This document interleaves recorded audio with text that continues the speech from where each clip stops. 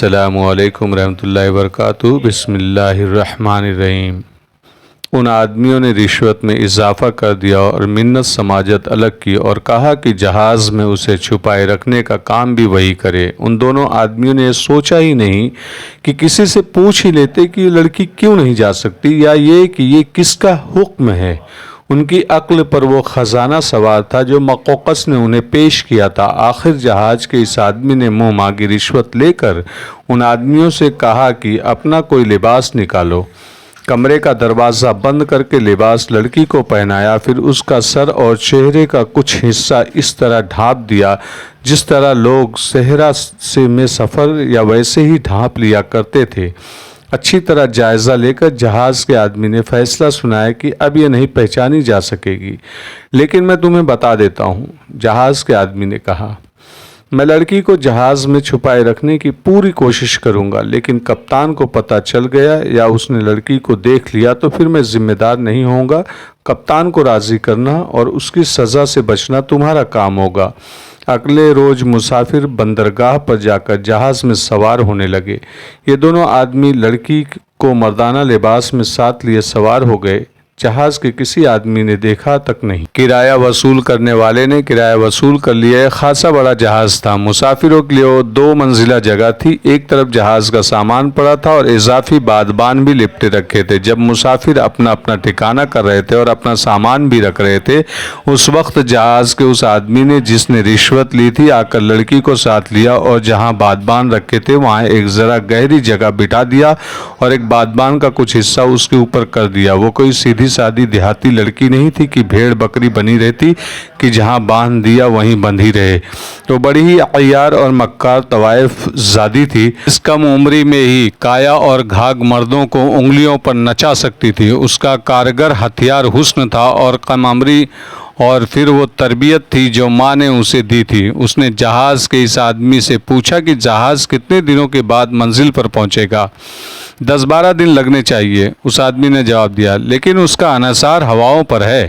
ہوا موافق اور تیز ملی تو جہاز بھی تیز جائے گا۔ اگر ہوا میں زور ہی نہ ہوا تو 15 سے 20 دن بھی لگ سکتے ہیں، اور اگر طوفان آ گیا تو پھر جہاز کو طوفان نہ جانے کہاں سے کہاں پہنچا دے۔ تو کیا میں اتنے دن یہیں چھپی بیٹھی رہوں گی؟ لڑکی نے پوچھا۔ نہیں، جہاز کے آدمی نے کہا، پہلی بات تو یہ ہے کہ تم پہچانی ہی نہیں جا سکو گی، اس لیے تمہیں ہر وقت چھپے رہنے کی ضرورت نہیں ہوگی۔ یہ تو تمہیں جگہ بتانے کے لیے بٹھایا ہے کہ چھپنے کی صورت میں یہاں چھپنا ہے۔ دوسری بات یہ ہے کہ کپتان ہر وقت باہر تو نہیں پھرتا رہتا، دن کے وقت کچھ دیر سو جاتا ہے، اس وقت میں تمہیں یہاں سے نکال کر عرشے پر بھیج دیا کروں گا، بے خطر گھومتی پھرتی رہنا۔ لڑکی کو وہاں بٹھا کر یہ آدمی سیدھا کپتان کے پاس گیا اور اسے بتایا کہ اس کا شکار آ گیا ہے۔ پھر کپتان کو وہ جگہ بتائی جہاں اس نے لڑکی کو چھپایا تھا۔ کپتان نے خوش ہو کر اس آدمی کو کچھ انعام دیا۔ جہاز کا لنگر اٹھا دیا گیا اور عملے نے بادبان کھول دیے۔ کپتان جہاز کو کنٹرول کرنے والی جگہ جا کھڑا ہوا اور پہیے کو پکڑ لیا، یعنی اسٹیئرنگ۔ جہاز بندرگاہ سے ہٹ کر کھلے سمندر کی طرف روانہ ہو گیا۔ جب سورج پورا دن گزر جانے کے بعد سمندر میں ڈوب رہا تھا، اس وقت خشکی کا کہیں نام و نشان نظر نہیں آتا تھا۔ جدھر نگاہ جاتی سمندر ہی سمندر نظر آتا تھا۔ لڑکی دن بھر کے دوران سوتی 2-3 مرتبہ باہر نکلی اور عرشے پر سمندر کے نظارے سے لطف اندوز ہوتی رہی تھی۔ یہ اس کا پہلا سمندری سفر تھا۔ وہ اپنے آدمیوں کے ساتھ بھی جا کر بیٹھی رہی تھی۔ جہاز کا وہ آدمی آ گیا اور لڑکی سے کہا کہ کھانا کھا کر وہ فوراً اپنے چھپنے کی جگہ چلی جائے اور رات وہیں گزارے۔ اس آدمی نے تسلی دی کہ پکڑے جانے کا کوئی خطرہ نہیں۔ اپنے آدمیوں کے ساتھ کھانا کھا کر لڑکی چھپنے والی جگہ چلی گئی اور کچھ دیر بعد سو گئی۔ رات کو جب مسافر گہری نیند سو گئے اور جہاز کے عملے کی وہیں آدمی بیدار تھے جنہیں بیدار رہنا تھا، اس وقت کپتان اپنے کیبن سے نکلا اور سیدھا اس جگہ پہنچا جہاں لڑکی لپٹے ہوئے بادبانوں میں چھپی سو رہی تھی۔ کپتان نے لڑکی کے پاؤں کو ہلکی سی ٹھوکر مار کر جگایا۔ لڑکی ہڑبڑا کر اٹھ بیٹھی۔ کون ہو تم؟ کپتان نے بڑے رعب سے پوچھا۔ یہاں کیوں سو رہی ہو؟ میں جہاز کا مسافر ہوں، لڑکی نے جواب دیا۔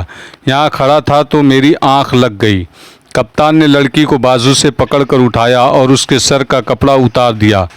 لڑکی کے لپٹے ہوئے لمبے بال کھل گئے اور شانوں اور پیٹھ پر بکھر گئے۔ اس کا لباس تو مردانہ تھا لیکن وہ اپنی آواز کو مردانہ نہیں بنا سکتی تھی۔ مجھے دھوکہ دے رہی ہو؟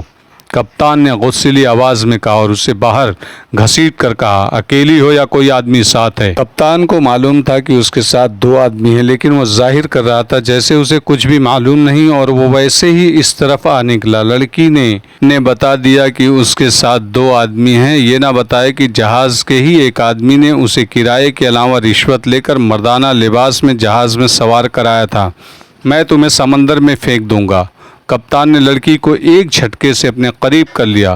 لڑکی اپنے حسن و جوانی سے واقف تھی اور وہ مردوں کی کمزوری سے بھی آگاہ تھی۔ کپتان نے اسے جب جھٹکے سے اپنے قریب کیا تو وہ دانستہ کپتان کے سینے سے جا لگی اور اپنا ایک بازو کپتان کے گلے میں ڈال دیا، پھر اپنا ایک گال کپتان کے گال سے لگا دیا۔ مجھے روشنی میں لے جا کر دیکھو، لڑکی نے کہا۔ اتنی قیمتی چیز کوئی پاگل ہی سمندر میں پھینکتا ہوگا۔ کپتان تو آیا ہی اسے اپنے کیبن میں لے جانے کے لیے تھا۔ وہ لڑکی کو بازو سے پکڑ کر اپنے کیبن میں لے گیا۔ اس نے اس لڑکی کو سرائے میں دیکھا تھا لیکن کچھ دور سے صرف چہرہ دیکھا تھا۔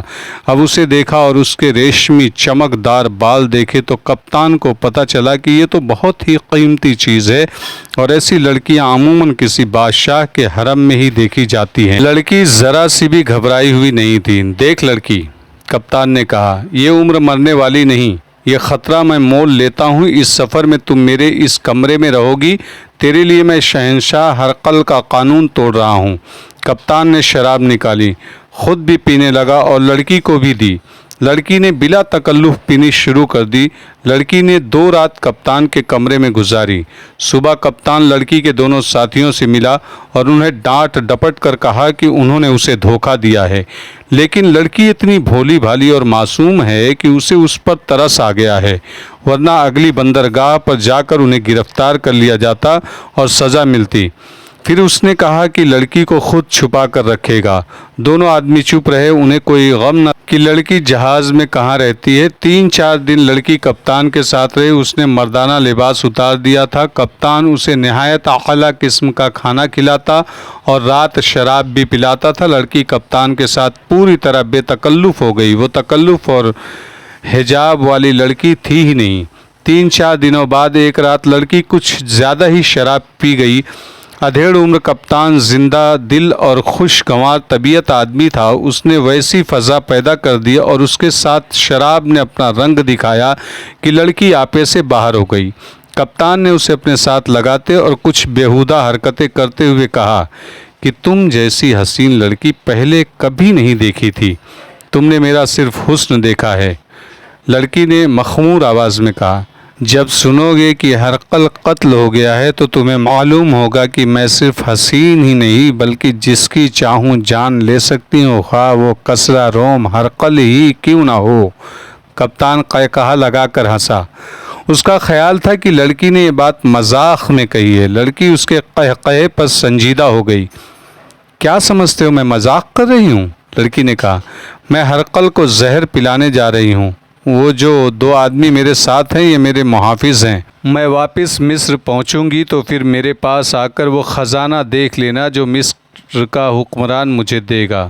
یہ بات سن کر کپتان کچھ سنجیدہ ہوا تھا تو وہ بھی شراب کے نشے میں، لیکن اس ادھیڑ عمری میں آ کر شراب اس کی عقل پر حاوی نہیں ہو سکتی تھی اور شراب کا اس کی عقل پر حاوی ہو جانا قدرتی تھا۔